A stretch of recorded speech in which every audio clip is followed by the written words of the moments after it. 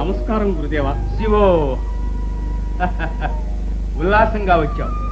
చల్లని కబురు ఏమైనా తెచ్చావా? అవును స్వామి, ఈ రాత్రి మహారాజు వసంత మండపానికి విలాసార్థం ఇచ్చేస్తారు. అక్కడే సేవిస్తారు. చక్కని అవకాశం. నాగన్నా, కావాలి ఎవరు? నేనే స్వామి. స్వాహ. వెతకబోయిన తీగే కాలికే తగిలింది. రేపు ఉదయం రాజాస్థానంలో ఆ 3 పీఠాలు ఖాళీగా ఉంటాయి మహామంత్రి. అర్ధరాత్రి వేళ అలంకరించడానికి వస్తాను. అశ్రద్ధ చేయకుండా అన్నీ కట్టుదిట్టించి. చిత్తం స్వామి. విజయీభవం. వెళ్ళిరా. ఎన్నాళ్ల నుంచో కంటున్న కళ ఈనాడు ఫలిస్తుంది. రాజా, నేను చెప్పిందల్లా తప్పన్నావు. నా ఆదేశాలకి అడ్డు చెప్పావు కదూ. ఆ అడ్డు తొలగిపోతుంది. ఇక నా అధికారానికి ఆటంకమే లేదు. శివో శివో. నాన్న, నాన్న, ఏమిటి నాయనా? ఏం జరిగింది? పార్వతికి నా ఆశయాలు నచ్చడం లేదు. ప్రభుత్వానికి నన్ను పట్టిస్తుందేమో నన్ను అనుమానిస్తున్నాను. అవును, దాన్ని హతమారుస్తేనే గారి నా ఆశయం సిద్ధించు. ఆ పాపత్రాలను అంతమొందించడానికే నిశ్చయించుకున్నాను. చెప్పకు, చేసి చూపించు. నీ పట్టాభిషేకానికి మార్గం నిష్కంటకం చేయటానికే నేను నిశ్చయించాను. ఈ రాత్రి మహారాజుని హత్య చేయబోతున్నాను. ఏమిటేమిటి? అవును, ఉపసేనాధిపతి నాగన్నను వశపరుచుకున్నాను. మహారాజు సమాధి మన రాజ్యానికి పునాది. అయితే సరే, పార్వతి చితి చల్లారకముంది నాకు రాజకుమారికి వివాహం. చేసేది జాగ్రత్తగా చెయ్యి. ఇక్కడ మహారాజు, అక్కడ పార్వతి. స్వాహ. రహస్యంగా జరగాలి. వెంటనే ప్రయత్నాలు ప్రారంభిస్తాను. తండ్రికి తగ్గ కొడుకు.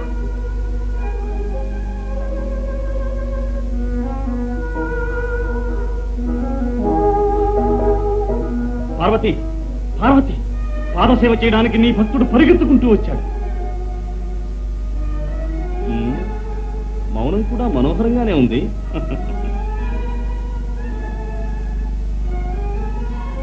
మనసారా నాట్యం చెయ్యని మయూరం, గొంతెత్తి పాడని కోయిల నన్ను ఎంత వేధిస్తున్నాయో తెలుసు.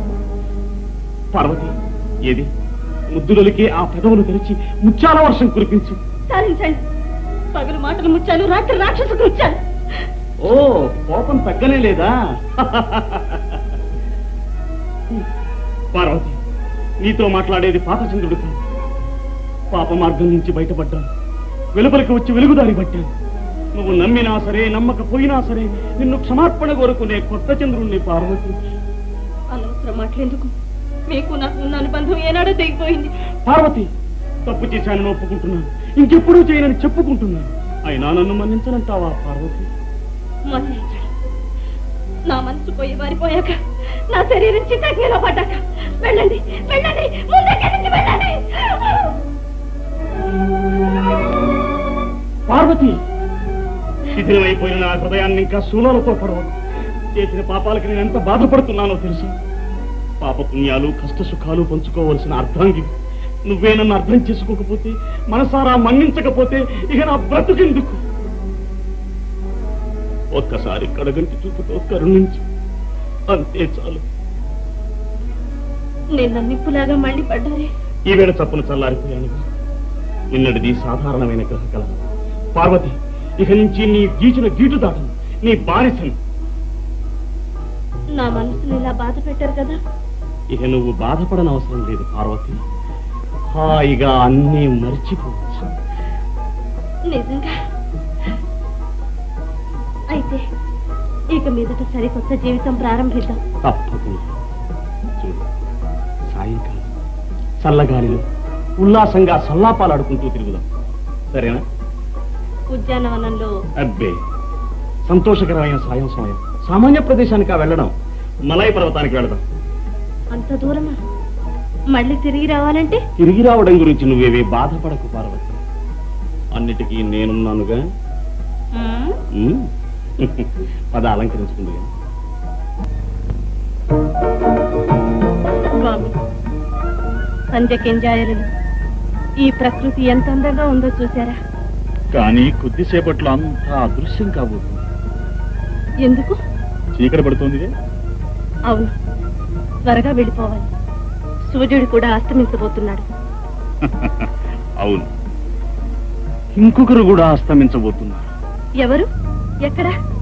ఇక్కడే, ఈ ప్రదేశంలోనే. ఏమిటి స్వామి? ముట్టుకో. సిద్ధంగా ఉంది.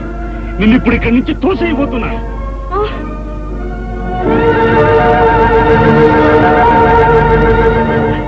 ప్రభు! వీరకంకణం కట్టుకున్నావు కదూ, వీరకంకణం. అందుకు తగిన ఫలితం అనుభవిస్తావు.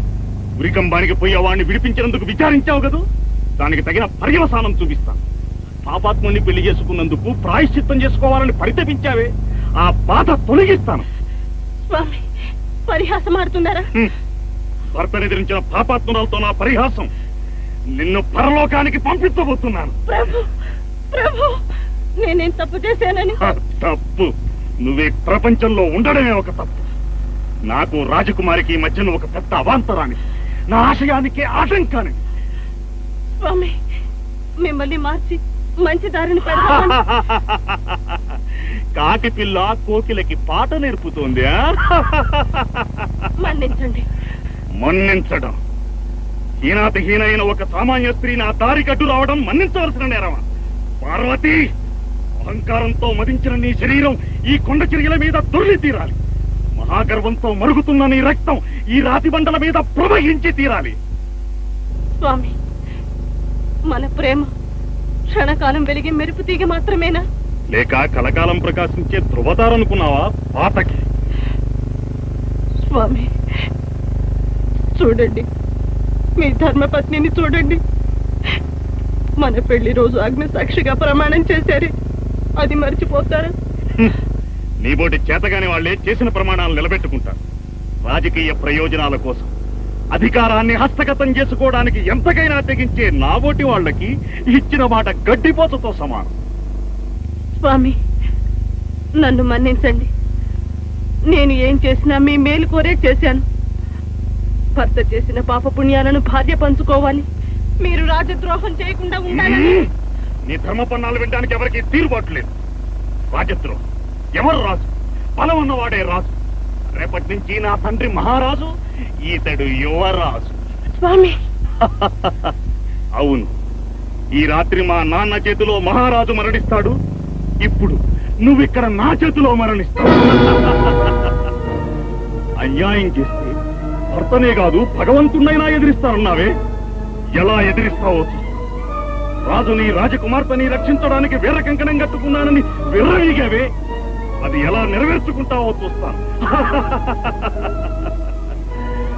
పార్వతి, మరణించిన వాళ్ళు మాట నిలుపుకోలేరు. నువ్విప్పుడు మరణించబోతున్నావు. నా చేతిలోనే మరణించి తీరాలి. అవును, మరణించి తీరాలి. మా నాన్న చేత తప్పుడు తీర్పు చెప్పించినందుకు మరణించి తీరాలి.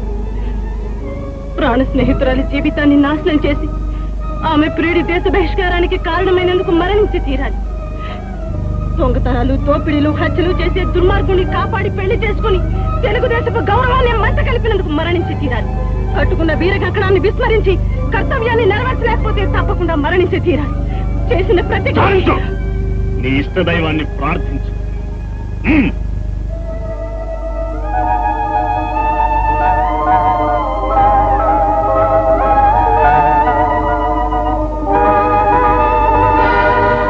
ఏమైనా మీరే నా దైవం. కడసారిగా మీకే నమస్కరిస్తా. కానీ శని విరగడైపోతుంది.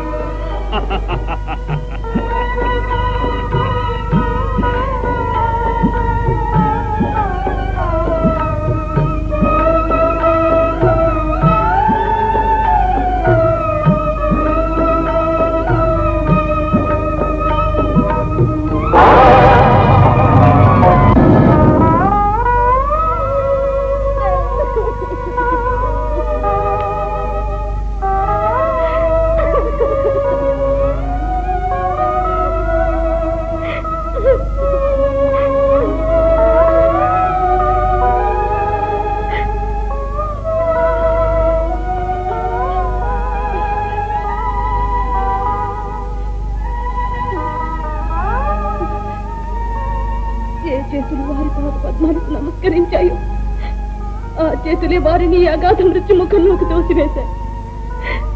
ఏ కన్నులు వారి పరిపూర్ణ సౌందర్యాన్ని ఆస్వాదించాయో ఆ కన్నులే వారి అవసాన దశను అవలోకిస్తున్నాయి. ఏ హృదయంలో వారికి మహోన్నత స్థానాన్ని ఏర్పరచుకుందో ఆ హృదయమే దేశం కోసం వారిని బలి చేయడానికి నిశ్చయించుకుంది.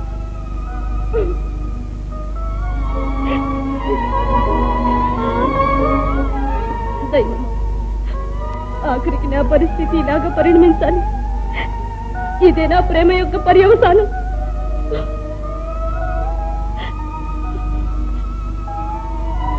పతినే దైవంగా భావించి పూజించే పవిత్ర భారత నారీ లోకమా, నేను చేసింది తప్పైతే నన్ను మన్నించండి. నేను చేసింది తప్పైతే నన్ను మన్నించండి.